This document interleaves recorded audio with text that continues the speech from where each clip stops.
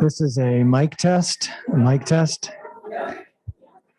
So thank you to any attendees that are with us virtually. We're going to be starting about 15 minutes late in order to give you the full Guma Gela experience. But bear with us. If you're online, go get yourself something delicious to eat or drink and come back in about 10 or 15 minutes. Thank you.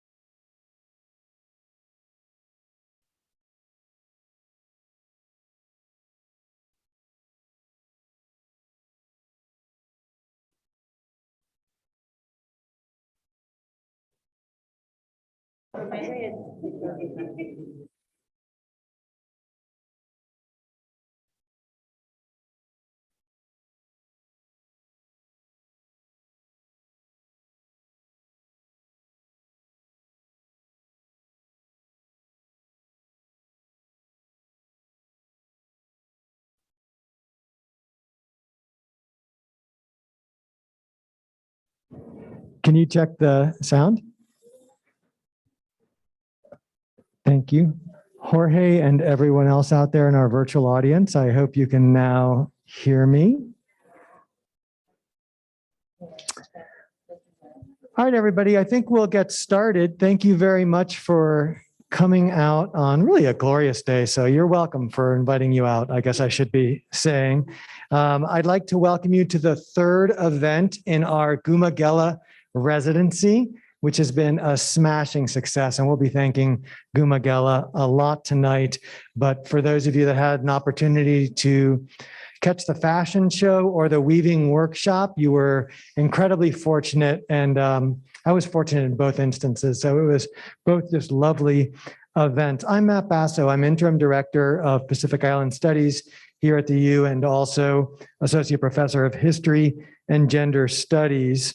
Before I hand over the mic to Dean Catherine Stockton, I'd like to first acknowledge that we are uninvited guests on land which is named for the Ute tribe, is the traditional ancestral homeland of the Shoshone, Paiute, Goshute, and Ute tribes.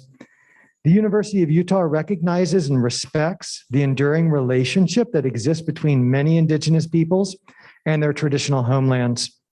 We respect the sovereign relationship between tribes, states, and the federal government, and we affirm the University of Utah's commitment to a partnership with Native nations and urban Indian communities through research, education, and community outreach activities. I also want to thank the Mellon Foundation, which has been a very generous supporter of our Pacific Island Initiative over the last 3 years and has very much helped us fund this wonderful visit from Guma Gela. And I want to thank, though she's not here, Estela Hernandez, who has just been an incredibly stalwart supporter, trying to pull off a complicated event.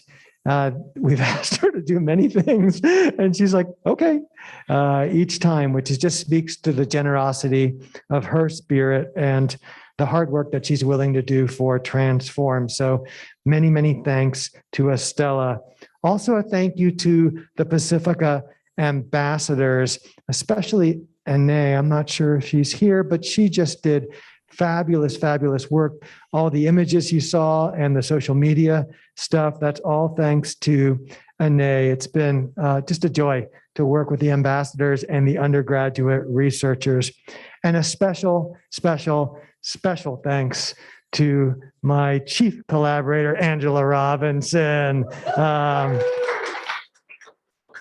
Absolutely heroic efforts to bring all of this together, and always with a smile, which I've so appreciated. It's been just a deep pleasure to pull this off together.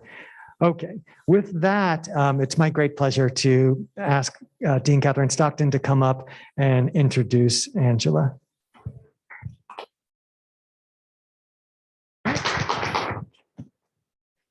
Well, good evening, everybody. Before I share a few words about the school, which is what Matt has asked me to do, I have to say that on Sunday evening, I saw something magical, something ethereal, beautiful, material.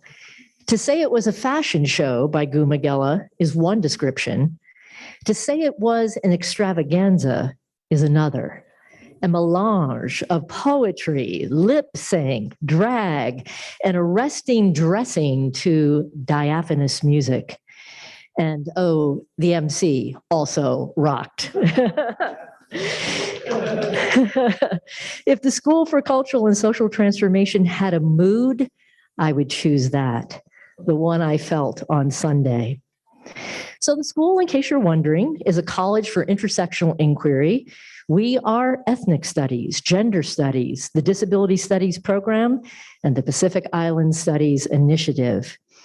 And I just want to take this opportunity to say that I am awed by all that our Pacific Island Studies faculty have built at the U in such a short time. And here I need to specifically mention Dr. Miley Arvin, Dr. Kehalani Vaughn, and Dr. Angela Robinson, along with Dr. Matt Basso, who is serving as interim director this year. Thank you, Matt.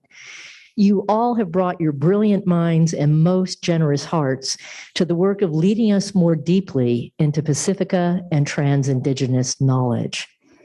So without further delay, I will introduce Dr. Angela Robinson.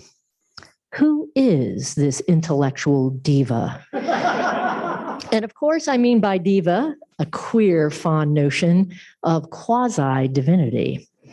She self-describes as an anti-colonial Turkish scholar who studies Indigenous cultural production, native, queer, and feminist theory, affect and new materialisms, and environmental studies.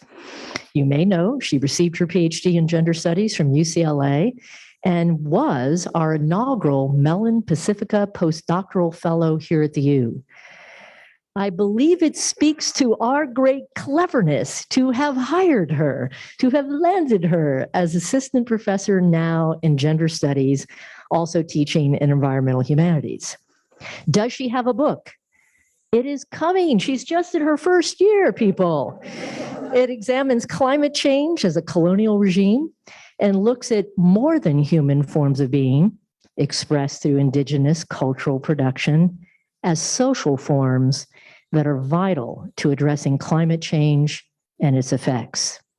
She is, if I may say, a veritable fashion show of the mind. Give it up, won't you, for Dr. Angela Robinson.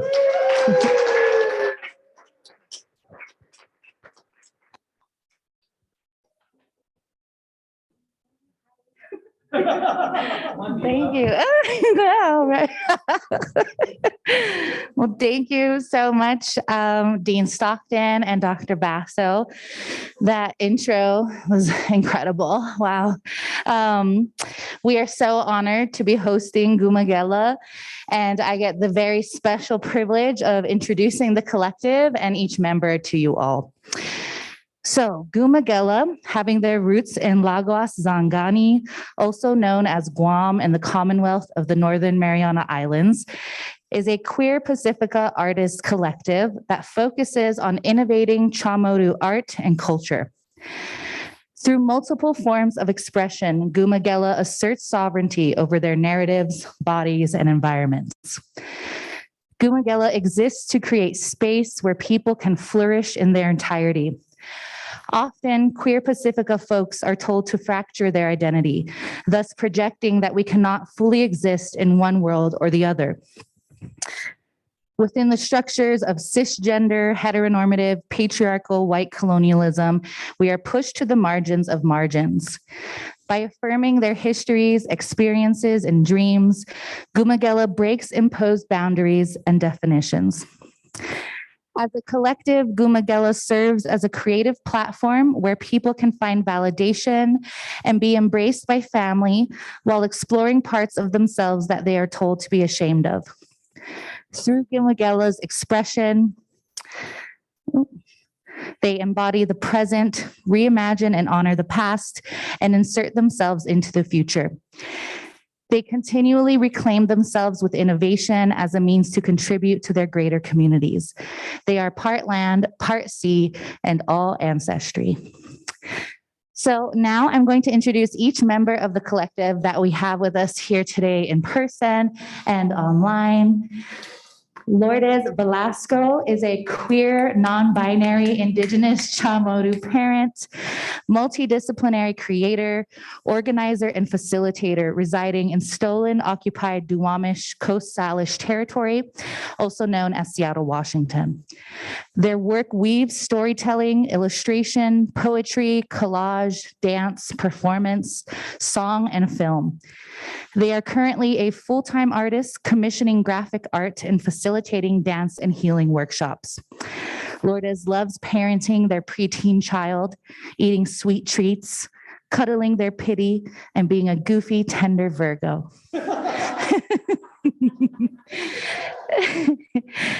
Monica Nick Flores is a queer Chamorro artist and daughter of Guahan.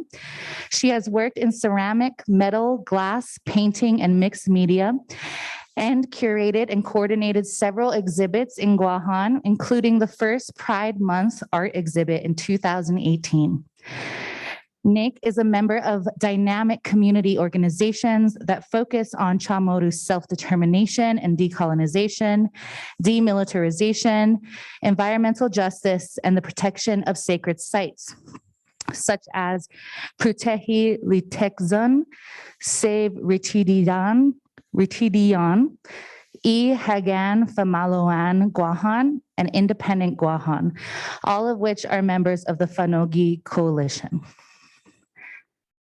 Clay Joshua Afjehi is a Chamorro beauty artist from Guahan, specializing in camera-ready makeup for editorials, runway, print, bridal, and more. Their work combines photography, fashion, and draws inspiration from Chamorro culture. Working as a makeup artist in Guahan with its diverse community of creatives equipped them with the experience needed to build an international network. They were the makeup artists for Guma Gela at the 2019 London Pacific Fashion Week, and the first queer Chamorro director of makeup for London Pacific Fashion Week, Season 21, Teaser 2020. Their work featured in multiple Pacifica publications, including La Tasi, Pacificus, on the cover of Kupa'a, and in the Guam Fashion Collective 2021 lookbook. And so now on to our friends that we have here in person. Soleil Celestial is a trans, non-binary, queer, and Gela Chamorro multi-genre singer, songwriter, performer, and producer. They were born and raised on the island of Guahan and moved to the Puget Sound, Salish area in 2013. In 2019, Soleil released their debut EP titled Chapter 1 Reclaim that told their stories of identity, culture, and resilience, which you can listen to on SoundCloud. Soleil continues to create art and music that honors the existence and sacredness of Indigenous Chamorro, Pacific Islander, trans, non-binary, queer, and Gela identity, love, sexuality, gender, and healing. Roken John Kichocho Shanko is originally from Jigo, Guahan. They are a multidisciplinary artist who draws from their Chamorro heritage and queer experiences. Their work captures and expands the conversations people have with their environment, history, and dreams through the thoughtful use of materials and technique. Roken frequently shares their knowledge by hosting workshops, as well as their style through accessories and regalia. You can follow their journey on Instagram at rockin_Roken. And finally, last but not least, Rowdy Aguero Ablao is a queer mixed Chamorro artist and cultural practitioner from the island of Guahan. Currently, Rowdy is freelancing, exploring ceremony and celebration through fashion, performance, and drag. They have performed and exhibited in various places like the Guam Museum, Seattle Art Museum, and the Honolulu Biennial. They recently helped begin the queer Chamorro arts collective called Guma Gela, a creative cultural space with homes both in the Mariana Islands and in the Pacific Northwest. Their motto, again, is part land, part sea, all ancestry. Welcome, Guma Gela.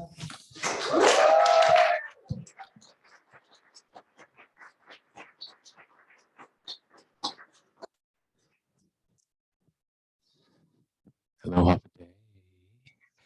Before we begin, I would like to start with a chant as it would open up the space and to bring some of that kanna from the islands.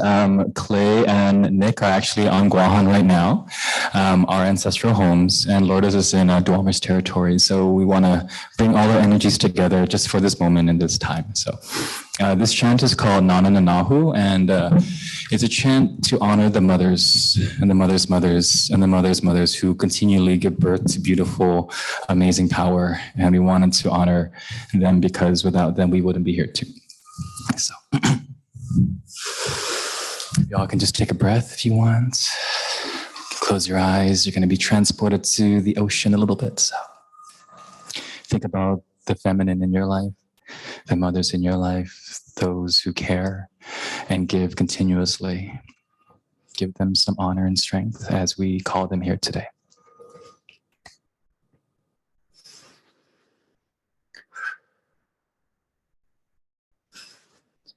Ihagahu kinina haga nanenena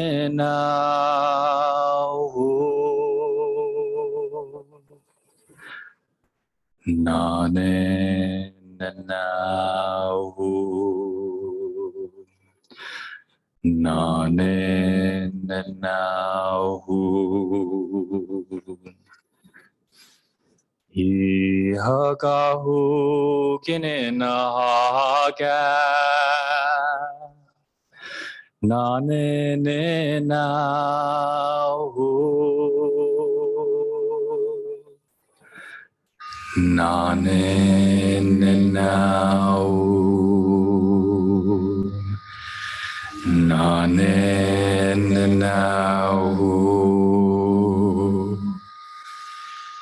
Ihagahu kinina haga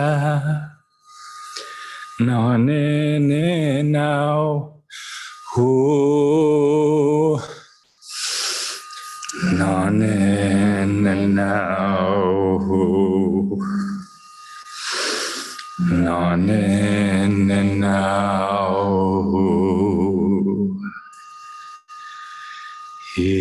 Iagata kinina haga nanenena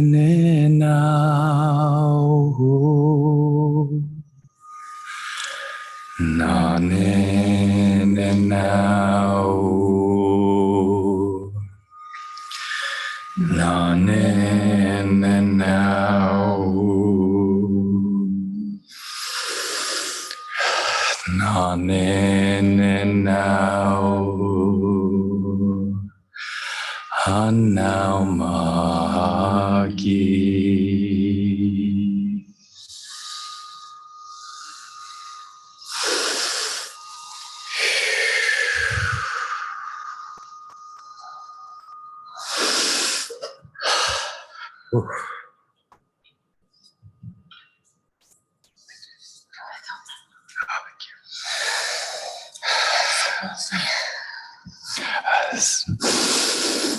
Sanamas, everyone, for traveling with us. I felt a lot of ancestors come in, and I think that's why I'm crying. I don't know why.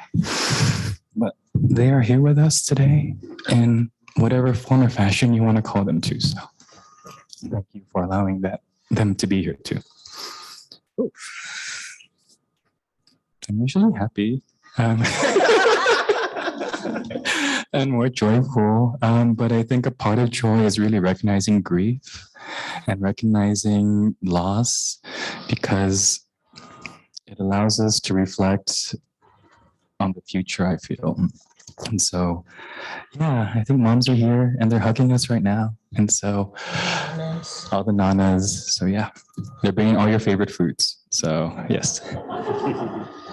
But my name is Rowdy again, and I will speak for a little bit.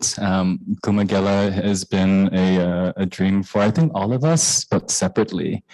Like, I think all of us as queer Chamorro people always find ourselves kind of isolated, always searching for like belonging or connection, and especially when you go into diaspora spaces.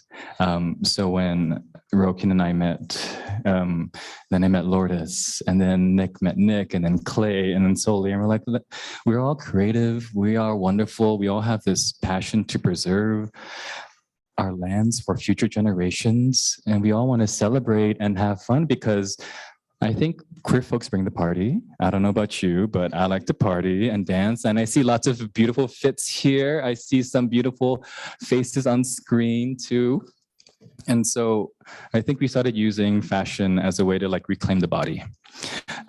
As colonized people for over 500 years, as a highly militarized space, we were always told what to do, what to wear, who to believe in, how to act, how to relate to space and land.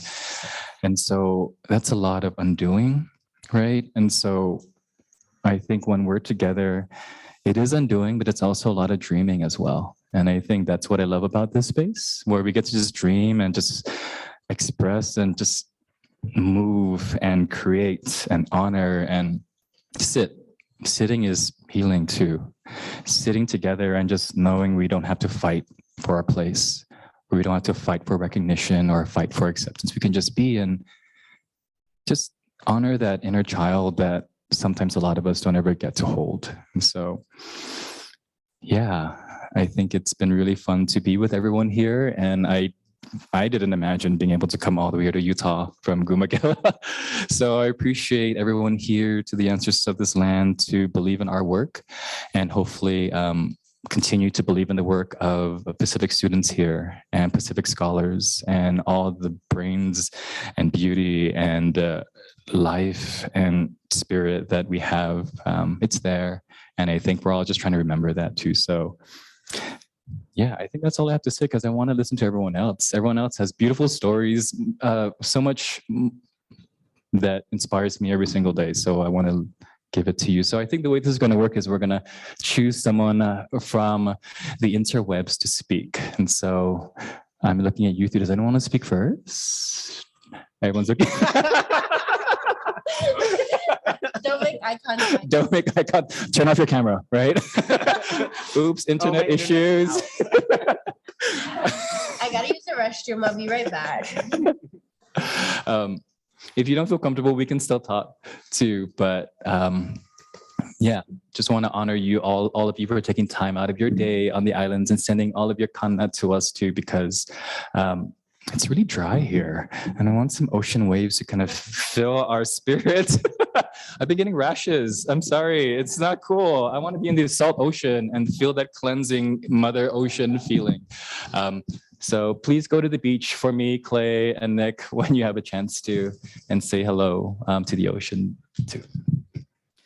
But if people are still a little shy, maybe I'll pass it to someone here. Not you, no. Oh my God, no, I'm gonna choose someone. Soleil said Clay, so Clay. Yeah, Clay, would you be able to share a little bit too? Thank you again for listening to me. Again, we have some beautiful stories here, so hold on tight.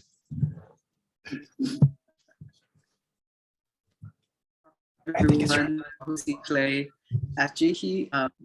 Is my mic on? Sorry. All right. Hi, thank you, Rowdy, for opening this space with your chant and for sharing a little bit about yourself. So a little bit about me. I have been a makeup artist for 5 years now. And I met Guma Gela in 2019. And it was a catalyst for me in terms of my journey in learning about my queer identity and my Chamorro identity, and how that's all very, and it's been a beautiful journey as I've learned more about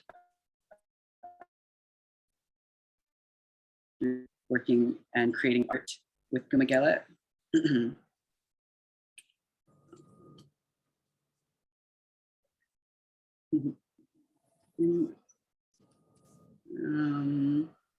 But I think I will open it for someone else to share. Wait, Clay, can you share a little bit about, you said Guma Gela is a place to bring culture and sexuality together, and that's been helpful in your art. Did you do that before, and how has that changed your art now or influenced it? It's kind of opened the floodgates of really what I can imagine, or it just opened this world of like possibilities of create, and what I can draw inspiration from in terms of like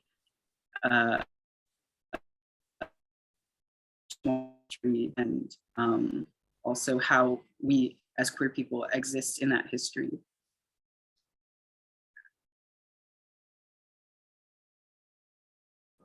Hello. Just one of my favorite, when we first worked with clay, we did a show at the Seattle Asian Art Museum in honor of our endangered birds. One of our cocoa bird was recently introduced back into the islands, one of 2 bird species that have been able to come back. The other one is the California condor. And so we wanted to celebrate the cocoa coming back. And so we all dressed up as really beautiful birds, and clay did all this wonderful makeup inspired by their colors. And it was really lovely because for me, I was thinking about beauty. I love working with clay because I don't know how to do makeup. Pat, I'm done. But clay was able to create these wonderful, like imaginary like spaces. And I was like, if our ancestors had makeup too, I bet we would do that too. Like dress, celebrate, and look at our environment and kind of embody, right? And so thank you, clay, for all the ways you help us embody that beauty, right? Thank you. Sorry, my internet is unstable, so I'm not sure if I'm coming through clearly or if my video is cutting out.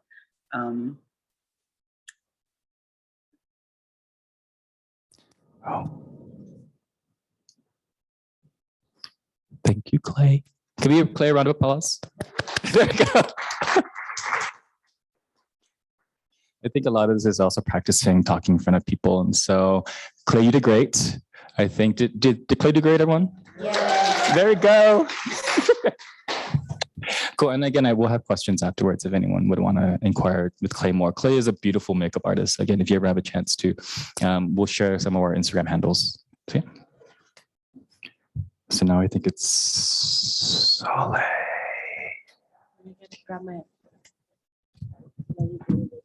Oh, we're gonna get a little performance today. I think a part of our work is sharing all ways that we express. So fashion, adornment, music. And so the music that you heard for the fashion show was actually created and edited by Soleil Celestial using ancestral chants, using music, using natural environments to create this really lovely, like music that allowed you to travel, right? I'm moving because it made me dance. And I hopefully if you were there, who went to the fashion show?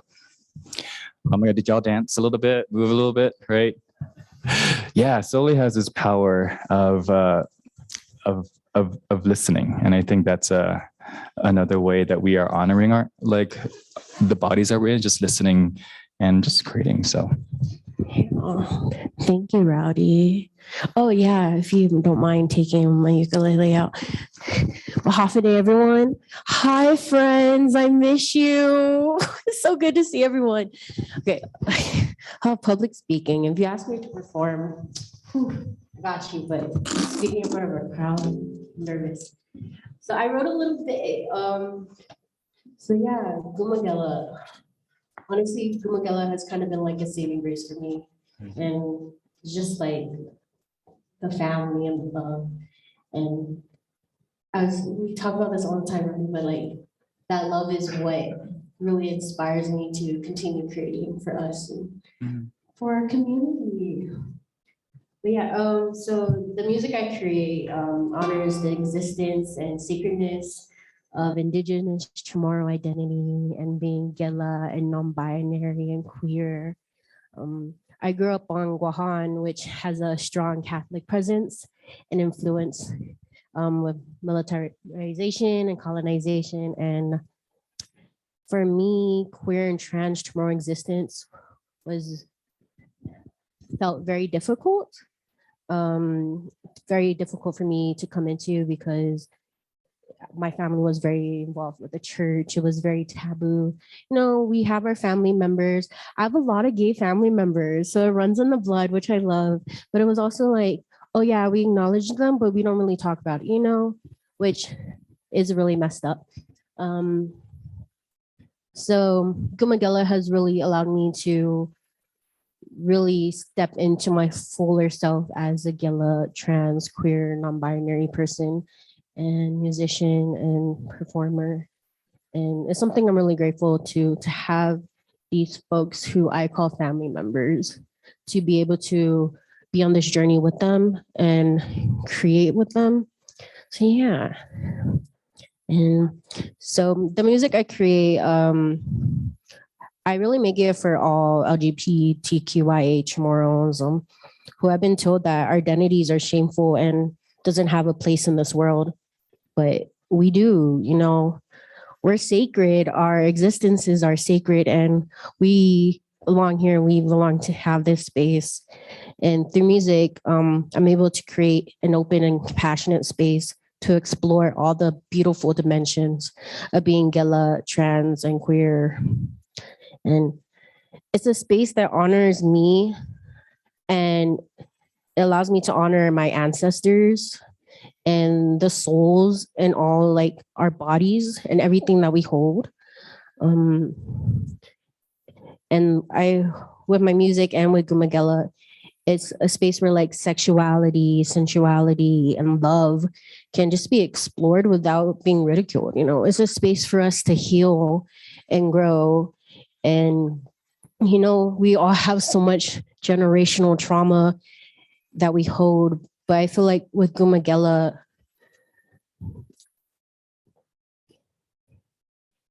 we hold it together, you know, but we're also trying to cultivate like undoing these traumas for our future generations and for us.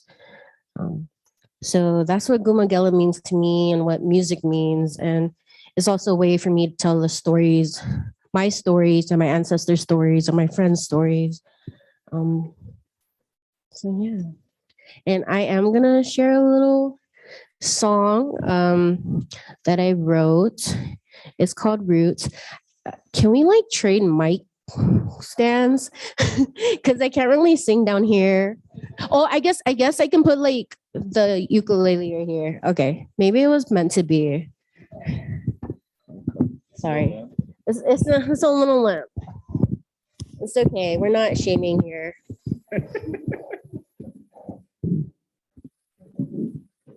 Testing. Oh, there it is.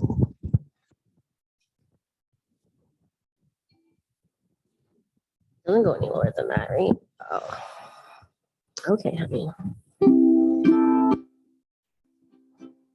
Hello? No.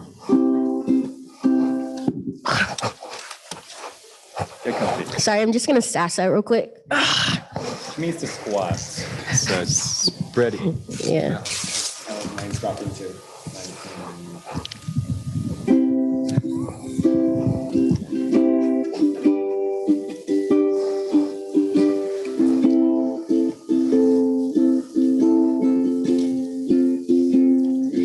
Take me back to where the water flows through our souls.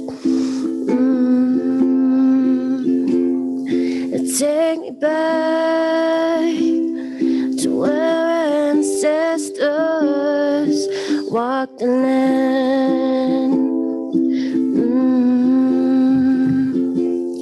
To where we could be ourselves. We were free. Take me back to where we stand, proud and strong, 'cause this is our home. Let's take it back to our roots.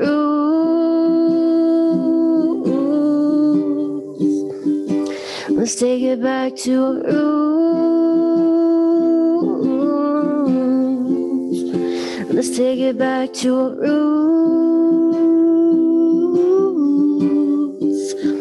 Let's take it back, take it back. Let's take it back to our roots.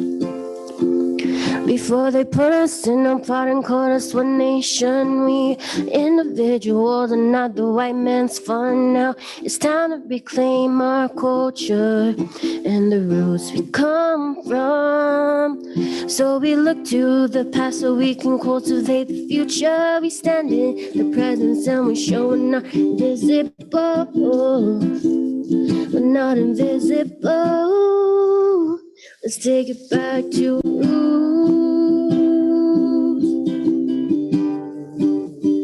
Let's take it back to our roots. Let's take it back to our roots. Let's take it back, take it back. Let's take it back to our roots. Let's take it back to our roots.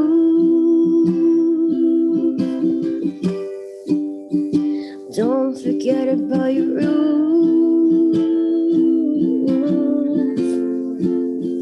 Show some love for your roots. Let's take it back, take it back. Let's take it back to our roots. Sanamasi.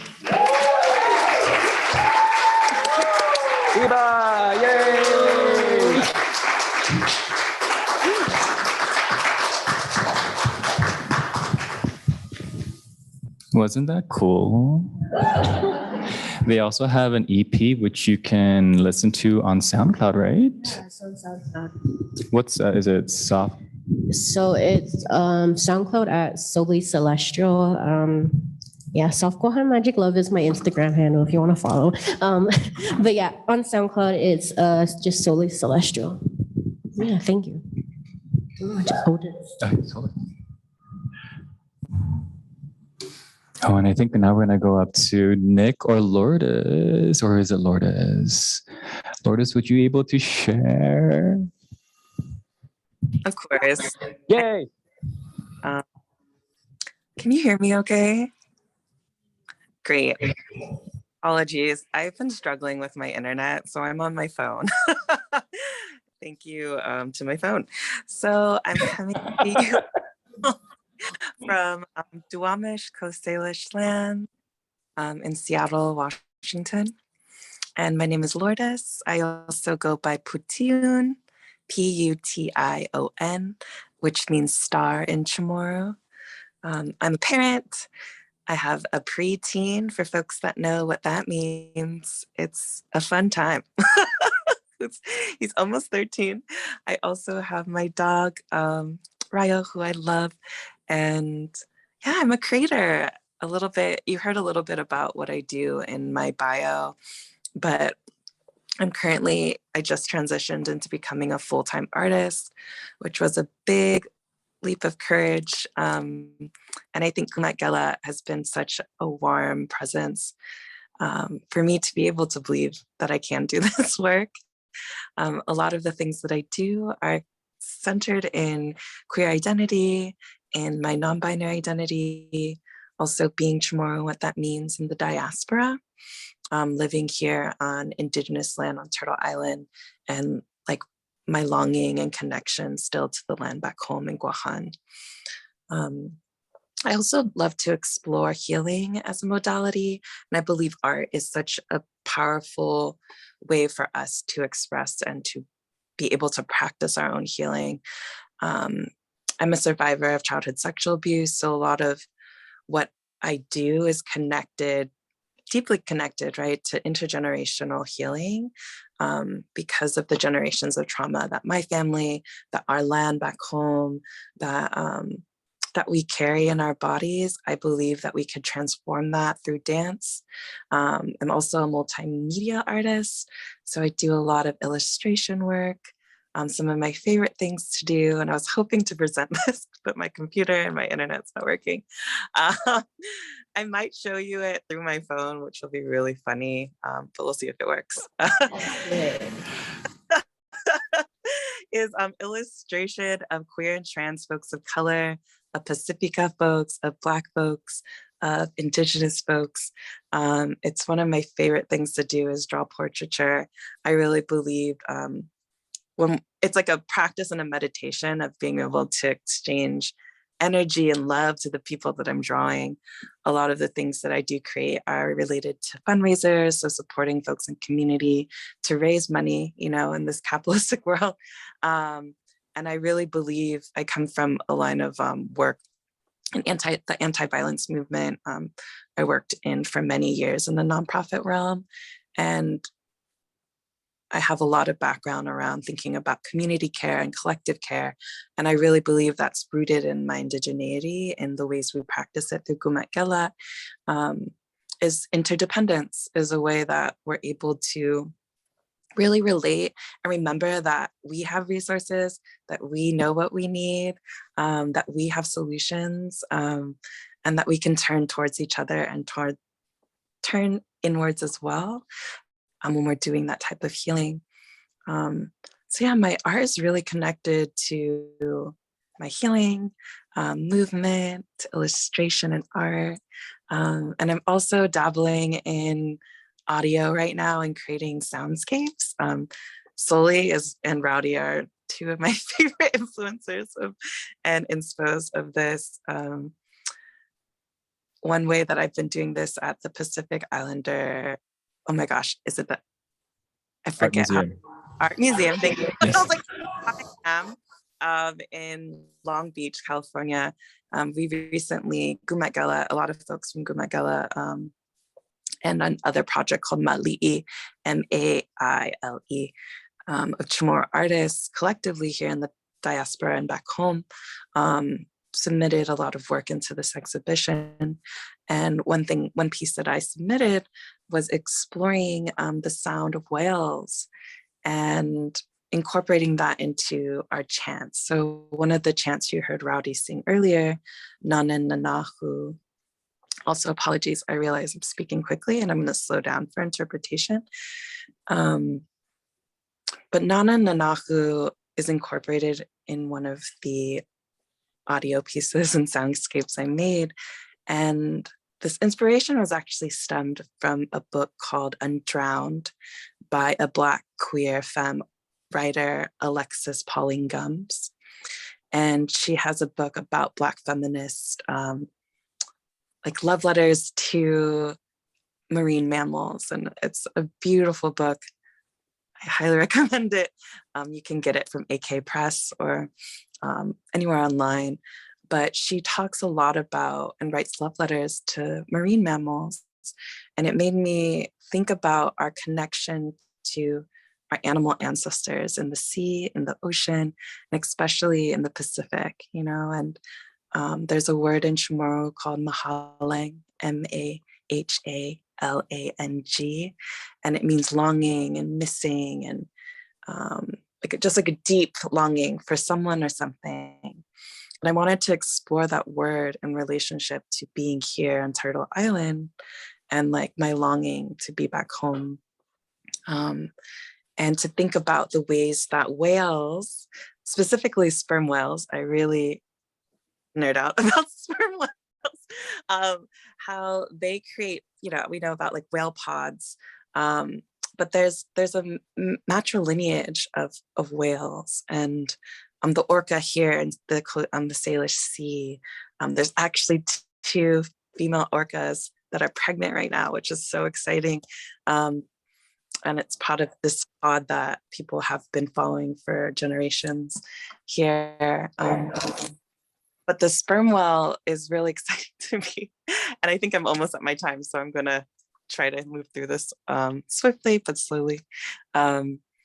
Is one thing I really love thinking about collective care is that female sperm whales, to protect their young, actually a lot of the times from orca whales, is they create a formation, a circle, and they face their tails out and to protect the calf, right?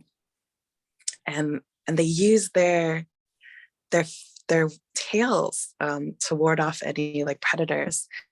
And I think about that, and I guess I give that question back to us and to you, is like, when we think about collective care, when we think about community, what are the formations that we create? How can we replicate or mirror the ways that nature, that our animal ancestors teach us how to be in relation to each other, how to be in relation to the land, how to be in relation to ourselves, and see our bodies as like, as land, as places that are sacred. And also a cool fact about sperm whales is that they also, they raise their young, some of them raise their young near Guajan and Lagua Sangani in the Marianas. And that was something that really was so exciting to me. So if I had more time, I would play the audio for y'all that I created, but I would love to share it and pass it on for folks to be able to witness it. And to close, I'm just gonna try to use my phone to show you some of my illustrations. This was really funny. But you know, we're gonna make do with what we can. So, oh my gosh, this is probably very pixelated.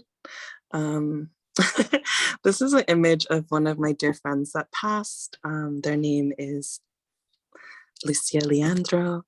And I created this in honor, based off of a quote that they said, and I'm just gonna read it very quickly.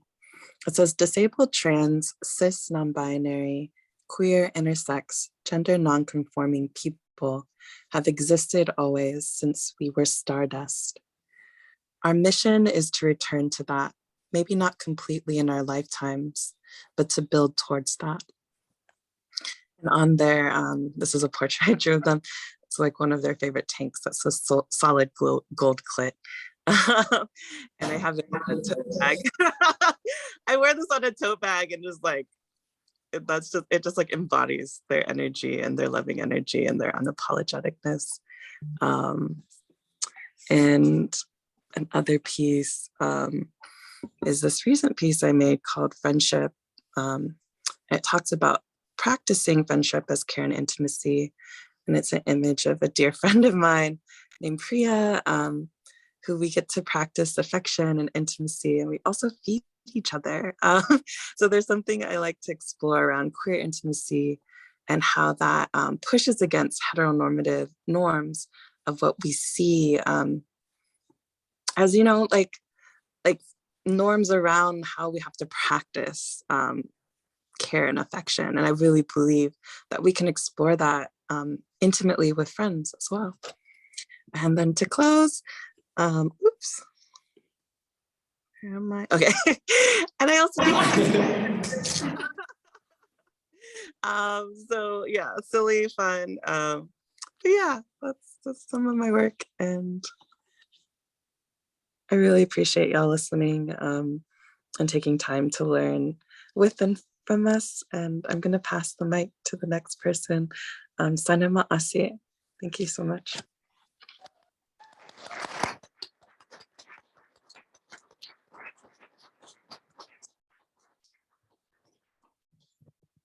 If I can share really quickly, Lourdes does beautiful graphic work. And so right here in front of me is a zine that Guma Gela created. And this is a collection of 20 queer and transformer artists from Turtle Island and the diaspora, featuring photography, music, poetry, writing, and all of us are part of it. And this is kind of like a fundraiser for us. But if you would like one, please check it out. Lourdes created all these beautiful fruits that, why is it wet again, Lourdes? Why is the fruit wet? So this zine is really awesome. It's called Guaidzat Zan Puspus, Guaiya, and then Zan is YAN, and Puspus is PUS, and it's about love and sex.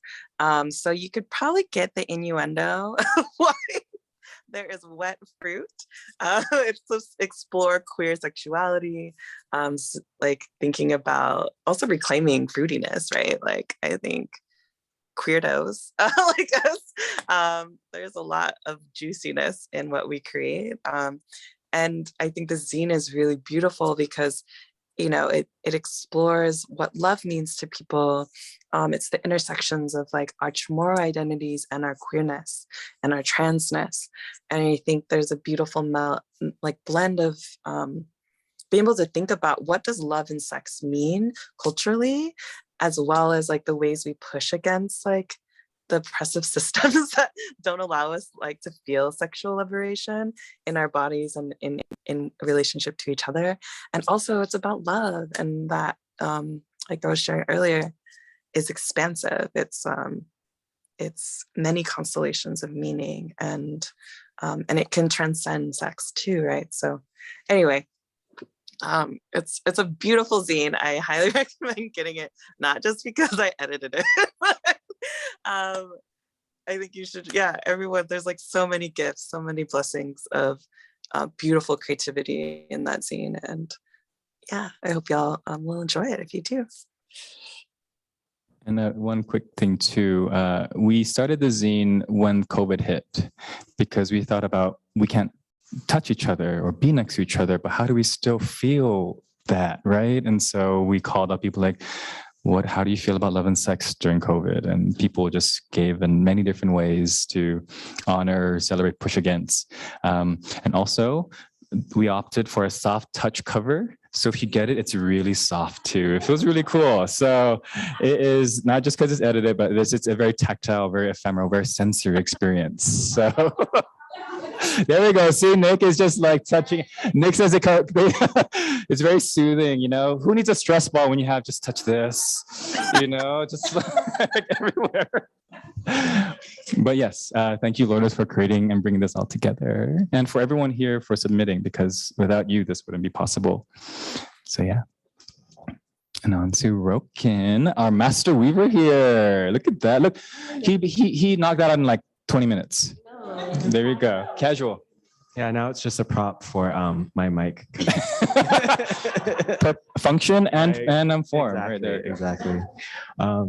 Buenas and Hafa Day, everybody. Wahusi Rokin. My name is Rokin. Super excited to be sharing space and story with y'all. Great to see lovely friends. Hi, friends. Hi, friends. Hi. So yeah, a little bit about me. Yeah, since you brought up weaving, I actually started weaving at a pretty young age. The first thing that I wove actually was something like this little grasshopper. In Wuhan, we have Chamorro class, but it's great because it's like a little bit of exposure, but it's not like where it needs to be, you know, as we know how the education system can be at times, all the time. And it kind of opened my mind to a lot of possibilities. The first one being a little 8-year-old making something like this. I was like, what? And then all of a sudden, like the baskets and the hats and all the other artifacts that were like around the room. And I was like, you mean to tell me that these are just leaves? Wow. I didn't necessarily think about like the tradition as an art, as a practice, something that's passed down. That's actually something that I came into learning a little bit later, because at that time, and still to this day, it's not a very prolific practice anymore, right? If you don't use it, you lose it kind of deal. So yeah, so I didn't really have any mentors with that. It was a lot of trial and error. It was a lot of, I tried YouTube, but at that time, you know, nothing of the sort was available, let alone something that was relevant to me. Yeah, it kind of, I think, allowed me to see the innovation for what it is. And I see it more so as a sculptural form, you know? So like similar to glass and how you can think of like a vase and all the like, what's the word? Not cutlery, but the plates and all that. But like, yes, and you know, all the beautiful sculptural pieces and amazing things that people can do to really push the medium, right? And I really also see it as a conversation with land and your environment. as environments change, as needs change, so does the art form. It's an innovative, like innovation is the tradition, you know? And when I had moved to Washington just a few years after picking up weaving, I was like, oh no, there's no coconut leaves. And so I stopped, you know? But I took up like origami, puzzles. I just am a very like tactile kind of person. But I was fortunate enough to be able to go back home every other summer or so. And the first thing that I would do after getting off the plane and eating would be just to go into the jungle and pick some leaves and practice and remember the things that I learned. And I like to think that, yes, I said I had no like physical mentors, no living relatives that was actually able to sit down with me and practice. But I like to think that the vibrations of Wuhan and the vibrations of home still carry that knowledge and allowed me to explore that.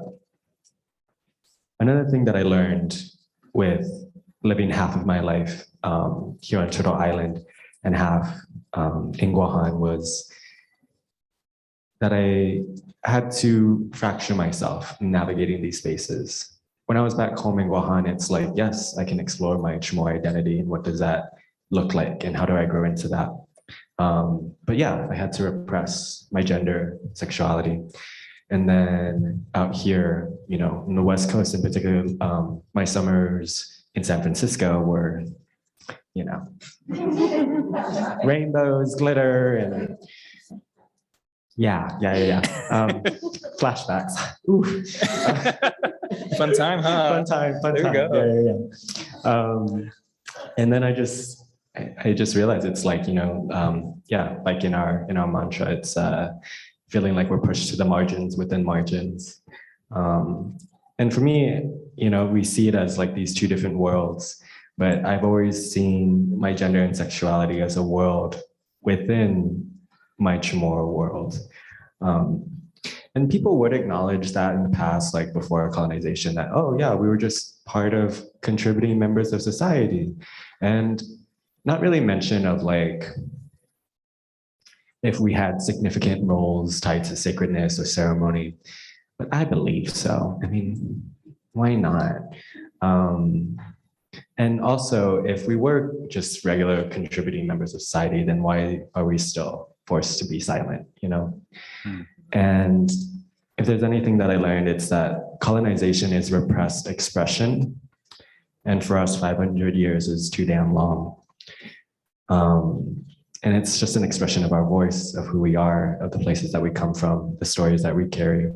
And so I think Guma Gela as a collective, you know, we contribute our voice. We honor those that were silent or silenced, not silent. And we let the youth know that they can be as loud as they want. Sanamasi.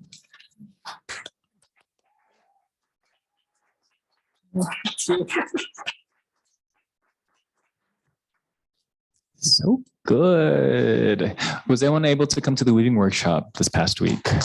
Who came? Oh my God, thank you so much for all trying. I know if it was challenging, right? A little challenge.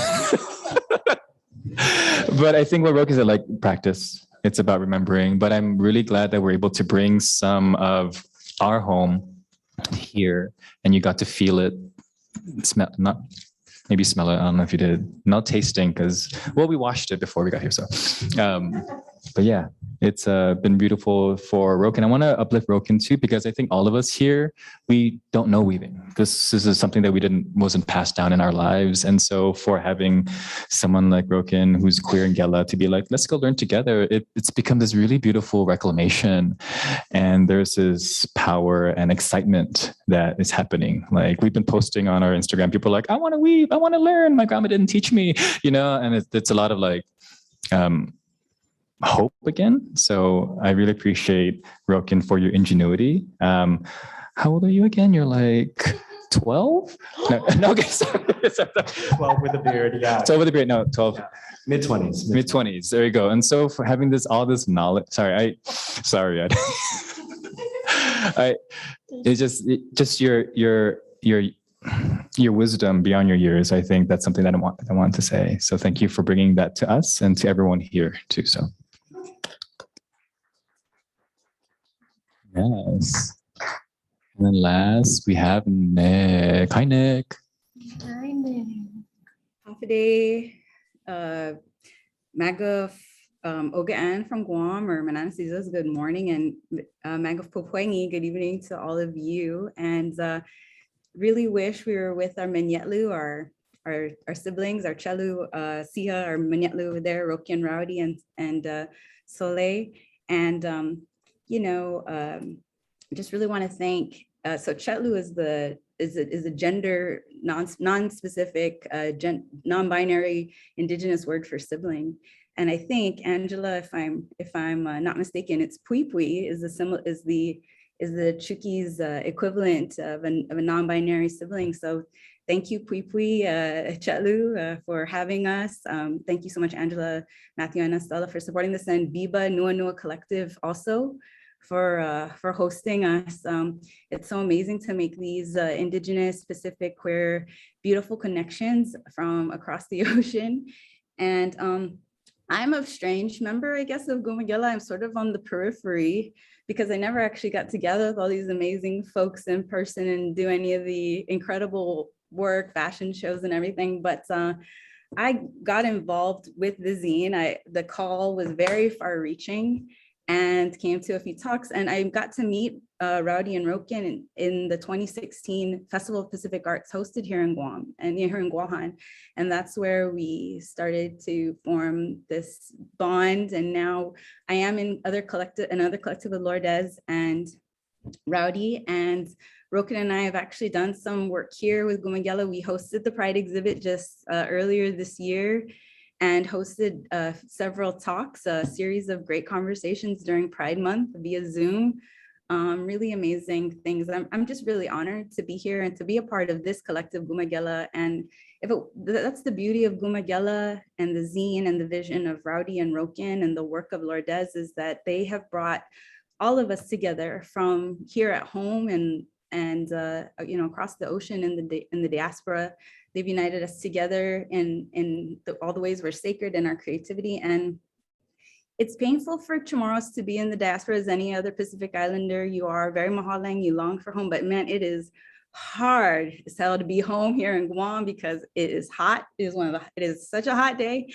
But no, Guam, living at home, as a lot of us, also a lot of the other Pacific Islanders know, it's hard living at home just as well for so many reasons. And so having a gift like this zine to heal us, to connect us, to build to nurture our relationships is really special. And I just also want to acknowledge Auntie Fran Lujan from Payam, who's one of the attendees in the Zoom today, who also is hosting an amazing exhibit that a few of us are part of, myself, Rowdy and Lourdes.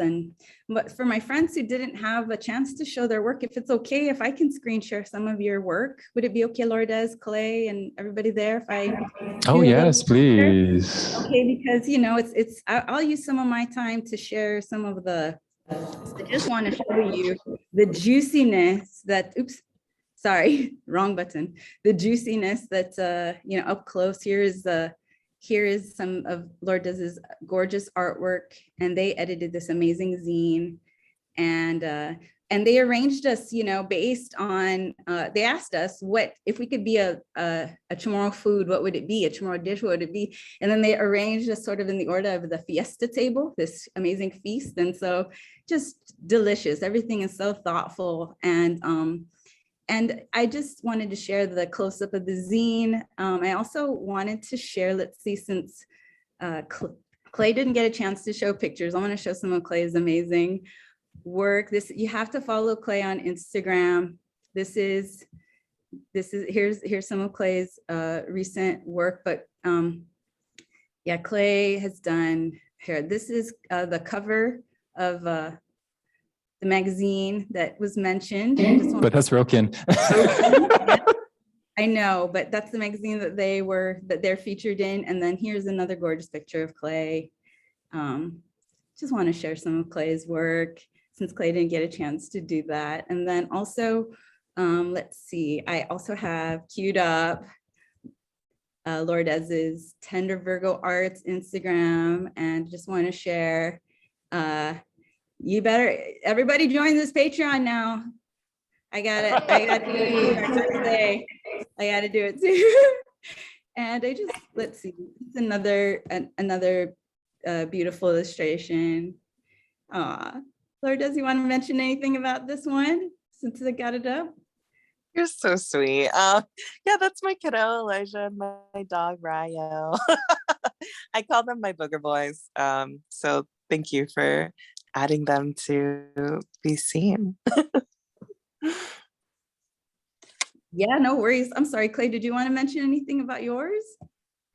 Well, first, thank you so much. I'm having issues with the internet, so I appreciate you putting this stuff out there to share. This look is called the Aid of Wasali, and Wasali is an indigenous flower to like the Marianas, and to receive a Wasali is seen as because they only grow on the side of limestone cliffs. And so this was my sort of interpretation of like what it would mean to be gifted that love. Beautiful, such a resilient, beautiful flower. And thank you so much, Clay and Lourdes, for sharing. And this zine really does feel sexy, everybody. Please hug one today. It feels so good. Anyway, I also thought I should share some gorgeous other pictures of Guma Gela's Instagram. If some of you didn't get a chance to see the fashion show the other night, I mean, I gotta share the space. I can't be the only one with slides now. Come on, don't do me dirty like that, guys. So this is actually, let's see, Soleil, I believe, did these beautiful ancient pottery motifs here. Just gorgeous makeup by Clay, styled by Rowdy. Look at this. What bird is she again, Rowdy?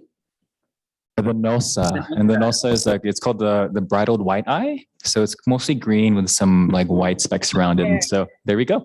There we go. And then let's see, I just want to show. Oh, just one thing. Also, the pictures with the birds, Lourdes made that too. So they wanted to really showcase the bird next to our interpretation as a way to create that connection. Great. Oh my God, so gorgeous. Just want to show, there is our Chetlu here. That's me. Okay. Yeah. A little more colorful than today. And they are the Totut. That is called Mariana's fruit dove. Yeah. Yes, and I certainly can, I have to also, let me see, I got to find our lovely, here we go. Here, let me share this one now. I cannot, I'd be remiss if I did not. Roken, right? It's you. Yes. Oh, they're Roken. And Roken was representing the cocoa bird that came back from extinction. Yeah. It's a flightless bird too. So the brown tree snake decimated it. And so they're able to come back. But Roken, you want to share a little bit more about this look? Yeah, I donned that persona, Coco Chanel. Yeah, and that black and white little cape was something that I just quickly wove. At the museum, right? Yeah, basically. Before the show. Yeah. And just a little like feather wig, and I had the most fun with that. I don't know what else to say other than that, but yeah, Coco Chanel. And I have to find one more picture. Let's see. And of course, I'm a little nervous at the moment, but just here's a picture of the group. Here, let me share this one real quick. There you go. This is kind of an impromptu. Here we go. Look at this. Look at these amazing. There's Lourdes as well. Yeah. You want to show the other one in front of Black Sun? Okay. Let's see. Sorry. Clay took these photos actually. And Clay took these photos. So we are multidisciplinary here. There we go. And that is front of next top model. Yeah, who gets a picture? Yeah. But yeah, we were just right outside the museum, right outside the fashion show. And we did the fashion show to Lizzo's song, Staying Alive, because we just thought it fit. Endangered birds coming back. And so, yeah. Yeah, so I since I can show some slides, I had to share some slides, and I wasn't a part of any of that gorgeous fun that was had by my Minyetlu, but I'm a part of this gorgeous fun, and of course this gorgeous fun here today, which is what I love about the work of Guma Gela, is it continues to nurture this community, and it sustains us, especially in such a painful reality of the day-to-day survival. I mean, Guma Gela allows us to find joy and resilience amidst our grief, amidst our heartache. And we have many collective heartaches. And so, unfortunately, that's my job, is to share some of the bullshit, the colonial bullshit today, and fuckery of US colonization. Sorry, but I'm not the fun and fabulous member of Guma Gela. I'm the sad, angry one. No, just kidding. You have these all these beautiful people there and on the screen for that fun. I'm here for some sad times now. Okay, keep it real. I'm a Capricorn, I don't know. Maybe that's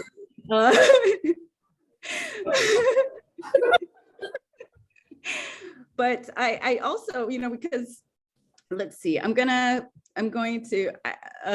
start. I love Zoom because I suffer from anxiety and sometimes chronic pain and illness. And so Zoom really helps things, make things accessible. I also have horrible Zoom anxiety for some reason, so please bear with me. But here we go. I got some of my slides now.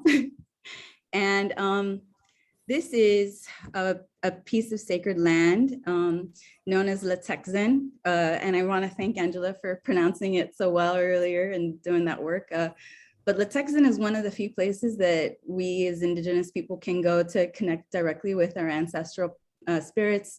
A lot of our friends and family were forcefully removed by the military, by federal occupation, really, from this land. And I come from Anapsan and Taragi, which are lands just next to this, which were also taken by eminent domain by the military. So a lot of us have literally been physically removed from our ancestral homelands. We were given some sort of funding, which was really nothing near the value, of course, but a particular family was actually sued by the military for not wanting their funds. So this is actually the entryway to my family land in Anapsan. We actually have to ask the military permission to access our ancestral land, which is extremely demoralizing. But I love this sign. It never gets old. Every single time I go to our family land, it says private property, DoD personnel, dependents, contractors, and employees are not allowed beyond this point. And so I really love seeing that. This is a piece that's actually at Payam right now, and it's called Magwak Seizure. And last year, so a group I'm a part of, Pertei Letexen Save Retidian, we hosted several protests and a prayer ceremony. But Magwak is a village that was completely desecrated. This land is scarred. This part of our Mother Earth is scarred. And this is a Google Earth image that I've manipulated and named Magwak Seizure, which is actually which is in Payam right now. And so this is really, when we think about like how colonization has really impacted our relationships to the land, literally stealing and scarring, seizing our land, our ancestors, disrupting our community. This also has been done to our bodies individually and collectively. We're wounded, we are contaminated, we are vulnerable, and our ancestors are wandering, lost, angered, enraged, scared, disturbed. And we carry all this trauma in our bodies. And for some reason, being an Indigenous queer person even makes us more open to not just the spirits that have been disturbed and the pain. We just have a wider view, I think, of the world, and we are more vulnerable to feeling the energies of other people. And at the same time, we're consumed a lot more and constantly erased. We face erasure, even from our own friends and loved ones on a regular basis. They just choose to make us invisible. They don't want to see our queerness sometimes. And so it's something that I think a lot of Indigenous queer folks experience. And so I want to take a second for us to think about our ancestors, our queer ancestors whose histories were not ever recorded. When the Spanish came to Guam, they only recorded the names of the male Chamorro chiefs. They didn't record the names of the women, and women chiefs were very, very high. In fact, they were called the Magahaga, which is the ruler, the leader of the blood, whereas the male chief was the Megalahi, which is male chief. So she is the leader of the blood, right? So, and it's related to the chant that Rowdy opened us up with now earlier. But I would like for everybody who's in the Zoom room, we're going to co-create a chant to our queer ancestors, and you can type it in the chat. We will share the line. And then I think Matthew was going to provide paper. I'm not sure if he has, I hope he has, but if not, no worries. But if everybody there wants to write down, a line, we're going to co-create a chant. Everyone's going to add a line, a word or two, or a thought to our queer ancestors who have been, who colonization and militarization have forcefully tried to erase, right, from our histories. And we will hopefully share it together. There's time to share it together, but I do want to just go ahead and go on.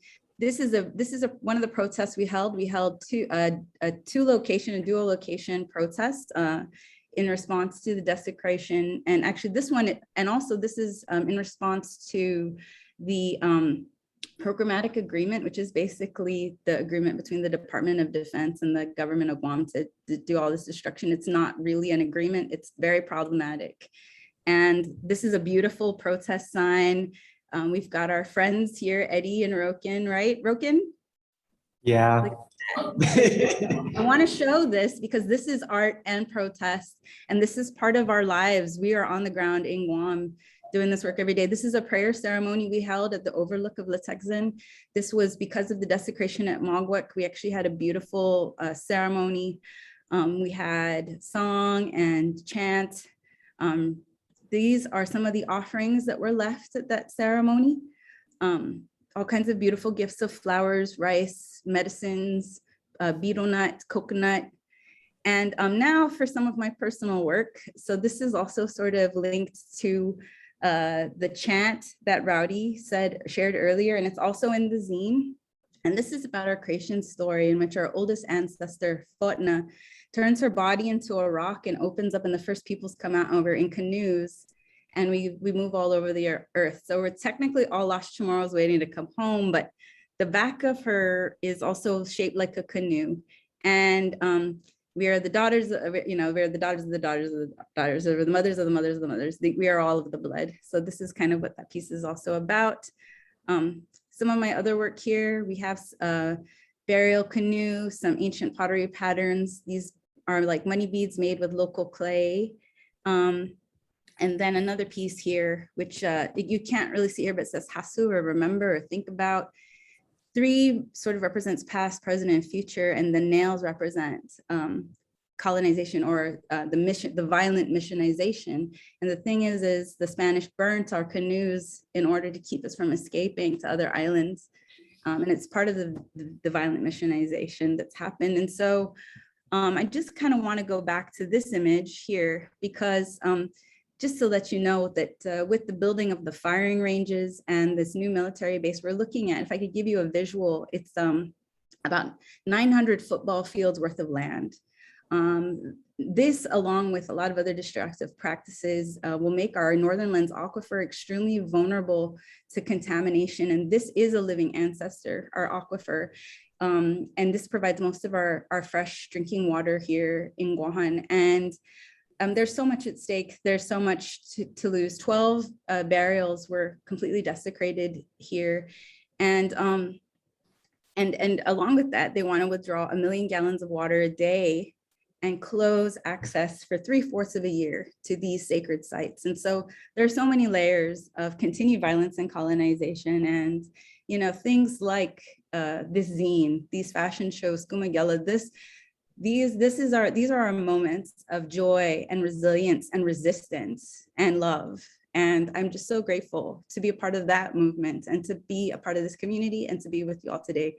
Sanamasi, Zansizosmasi.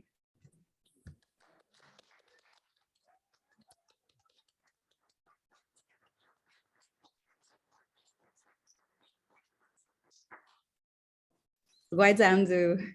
Guaita Hamzu, Biba to Nick and Lourdes and Clay, who are sending all their energies, and to everyone on the Zoom. We can't see you, but we feel you, and your ancestors are here too. So thank you so much for being with us today. Okay, now what do we do? Oh, questions, comments, concerns? Well, oh, sorry. Tape in my mouth. Okay, I'm gonna stand up. Don't worry, you don't need to. Thank you so much, Guma Gela. Yeah. Really amazing. I know we are technically past time. We were supposed to end at 6:30. We were on island time, you know, so it took us a while to get started. But if you have to leave, you know, feel free. If you want to stick around for questions, I think our wonderful people are open to that. So if you know, you can think about questions. I can get us started.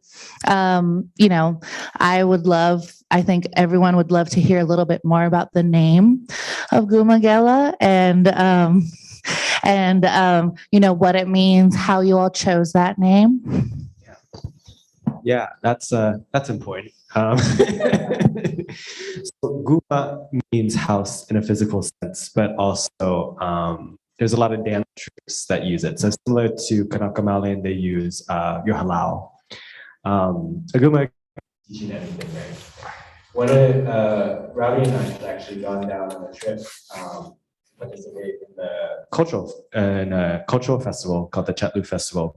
And so a bunch of the different Gumas from California, from like local, were all there. But we weren't associated with any Guma in particular.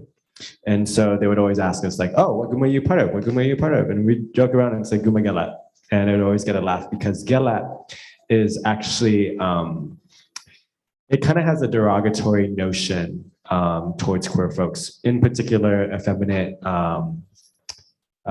males. And so it's in a way like a reclamation similar to how modern articulation of queer, you know, like it was a slur, but has since then been reclaimed. And we just wanted to combine it. One, it just rolls off the tongue. It sounds very lovely. But then also it's just a home, you know, it's a home to find community, to find family, to have joy, break bread, all of that and more. Yeah, Rowdy, is there anything that I'm missing with that? No? Okay, cool. Yeah, so that's Guma Gela.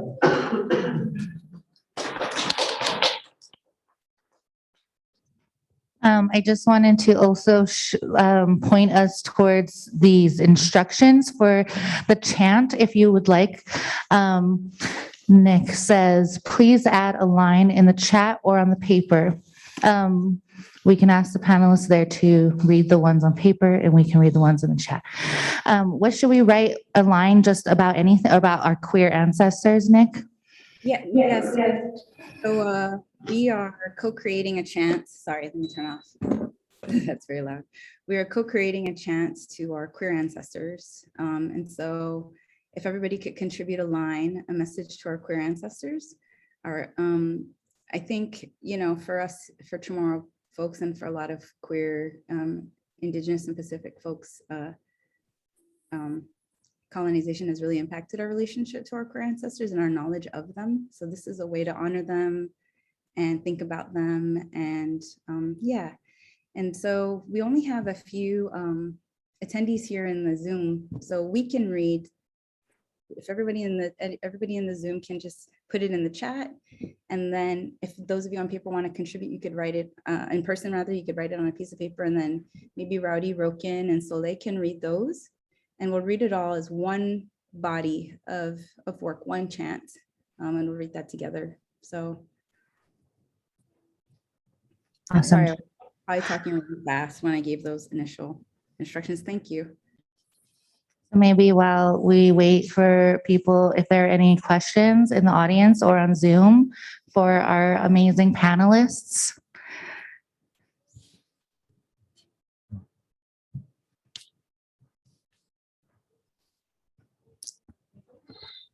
Catherine?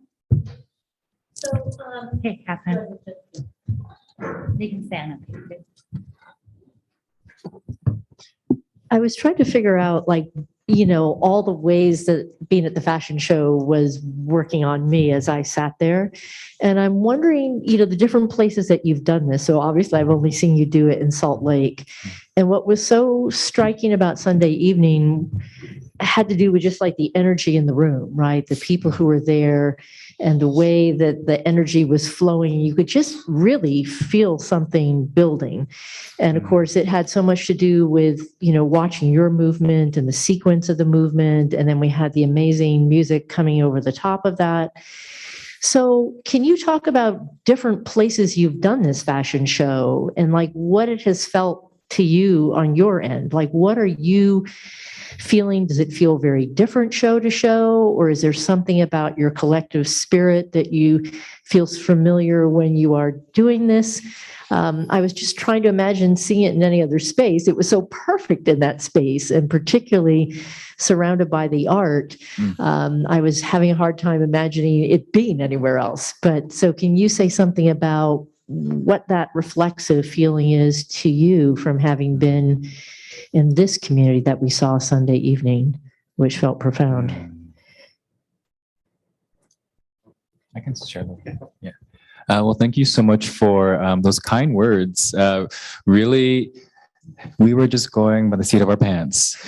We were just like, we have to do a fashion show and we may have models, we may have people show up. And so the whole point was actually everything you saw that people were making that day. And so we wanted to have people come and have them adorn themselves, because I think that's a part of reclaiming your own narrative, reclaiming your own body, and just expressing yourself in whatever form or fashion you want. And so Angela was really great. The No Collective fed us really well. And I think it's just that kind of interpersonal relationship, knowing that we have to show something. And then everyone was just on board to just do the best they could and fill in wherever they could, big and small. And so I think the energy you saw from those 13 minutes really was building from the entire day.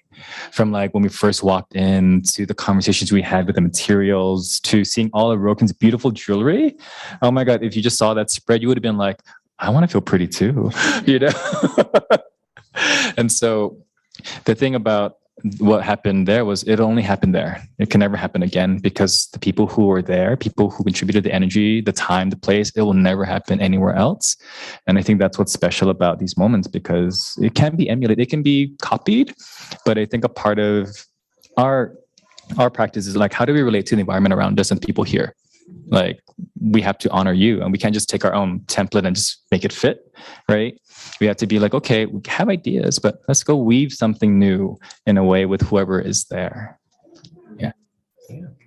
Yeah, just to tag on to that, we have some lovely models that were here with us today that were actually in the show. And just before the show that day, Rowdy had mentioned that we were creating, and really we just brought materials. Yes, I had some stuff that we had already made, but the whole day was just a whole workshop, and it was that we got into that flow where everyone was just focused, and you could hear a pin drop because everyone was just in that, and I think before that, all of it was just us dressing up, It was like events where we just got to show out, and we're like, we don't know what to wear, so we're just gonna go out, break off half a tree and run into the Dollar Tree and just throw it on.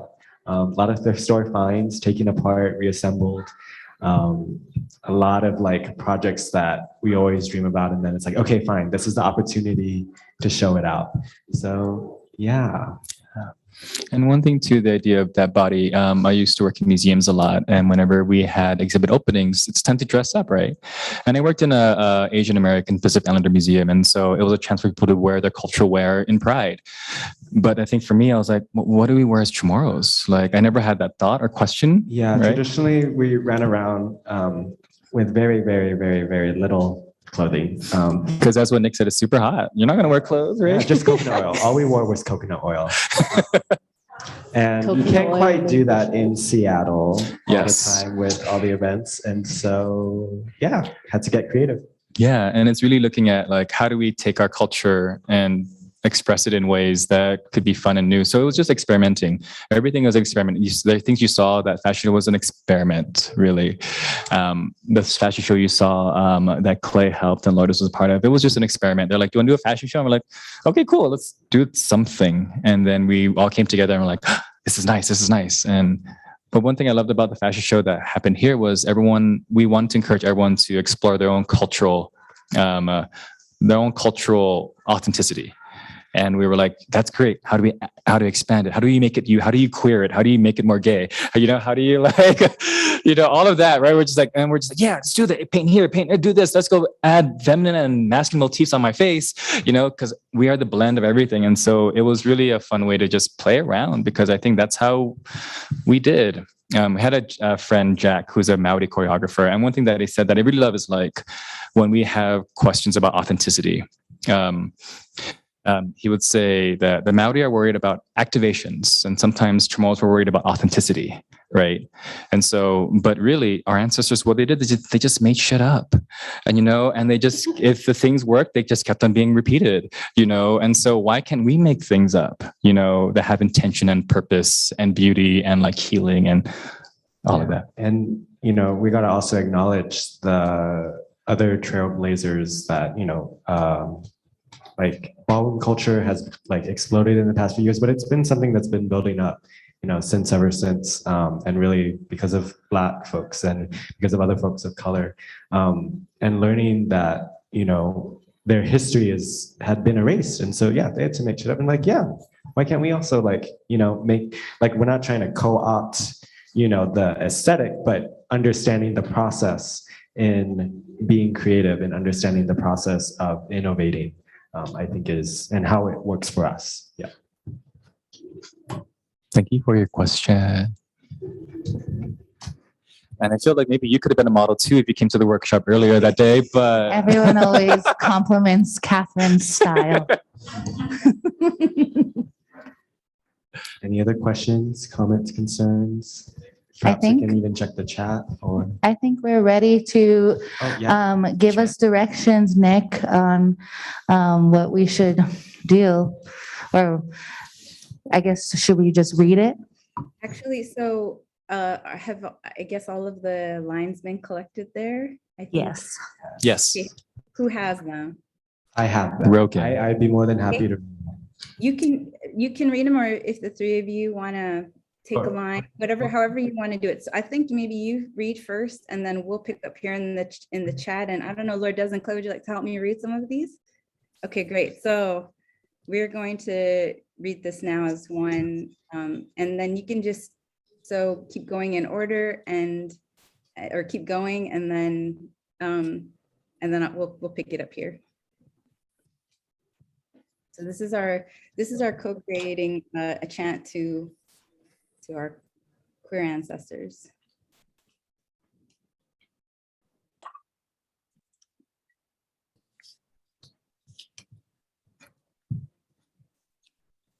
Do you want to start? Sure. To the ancestors who found small ways to embrace all of themselves, highest praise and thanks. For the loves we had to bury, may they grow and flourish in their next life.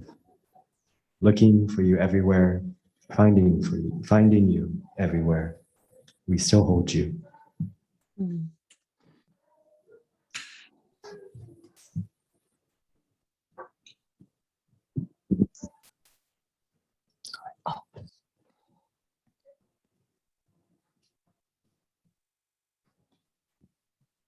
Okay, sorry.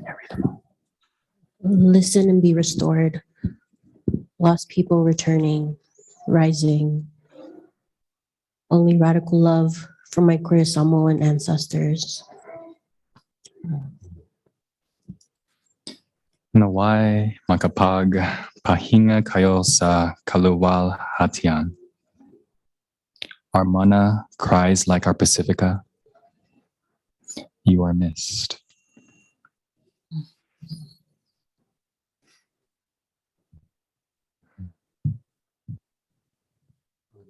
Lines, yeah. The online chats now. Oh, You are the stars that lead us. You are the force behind our sails. Thank you for the road you have paved for us.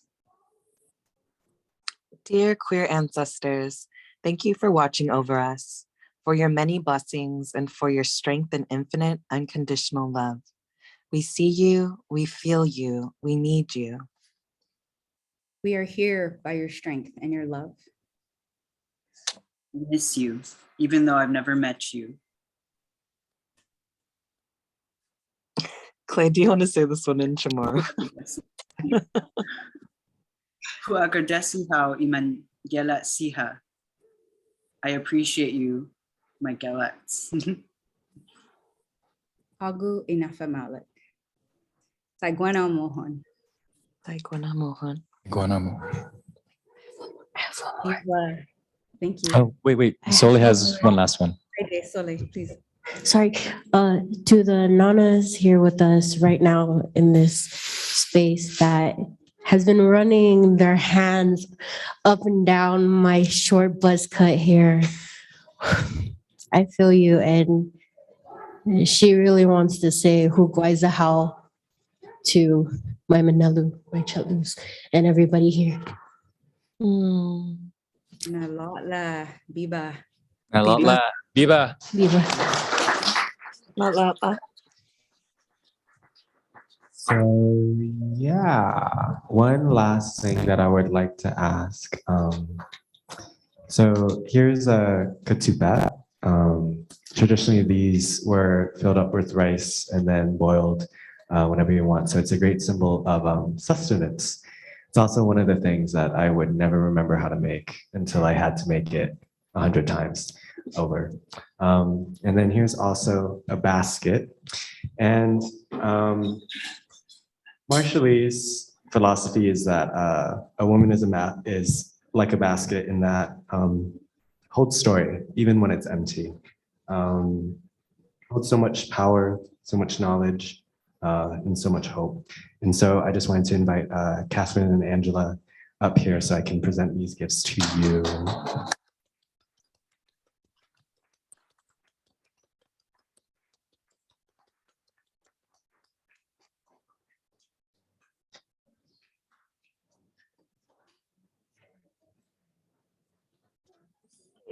There you go. I know you want it.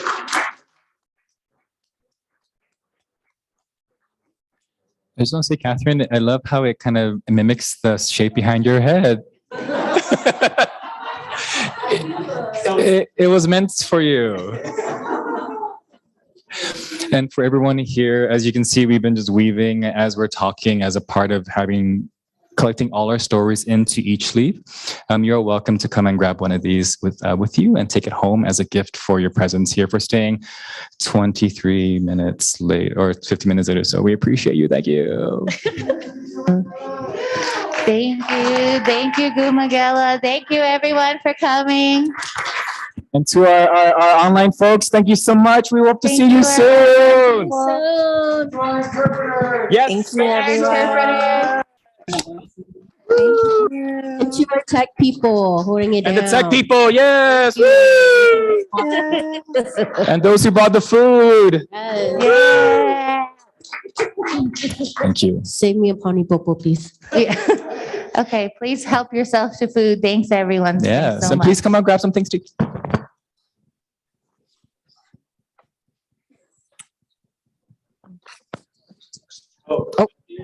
Before you check out, would you mind the lines that were shared for the chat online? Would you mind copying and saying that? Thank you.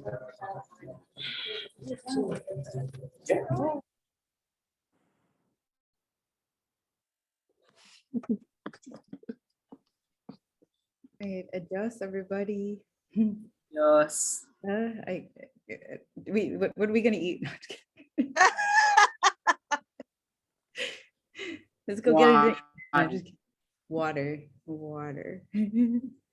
I have tacos right now. Yum. I gotta get something. It's breakfast for me.